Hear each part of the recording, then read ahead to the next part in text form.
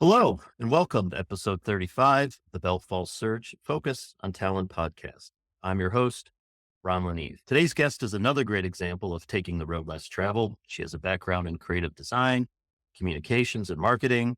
She has worked in academia as a recruiting expert and then spent several years in a large CPG as a project leader where she carved out a niche in digital shelf strategy. After moving into the software industry, she is now a leader for a community focused on accelerating B2C e-commerce growth. I'm very excited to introduce Lauren Livak Gilbert, podcast host and executive director of the Digital Shelf Institute. Lauren, thanks for being here. Thanks for having me, Ron. Well done.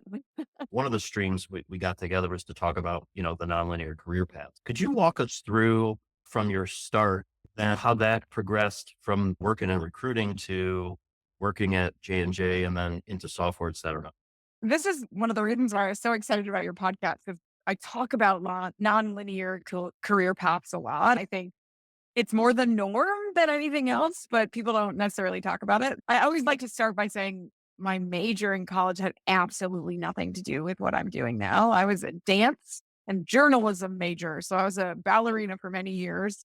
So don't know how that turned out to be e-commerce, but it worked out. I went to Rutgers University and my first job out of school was in the undergraduate admissions office. I read college applications. I recruited for the university, traveled all over the country. I spoke to students. I spoke to parents. I Mm. spoke to teachers.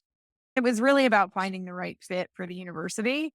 I have to say it was an excellent first job because I learned how to network. I learned how to talk to many different types of people. You're speaking to high school students, then you're speaking to their parents, you're speaking to their teachers, their guidance counselors. I really learned how to interact.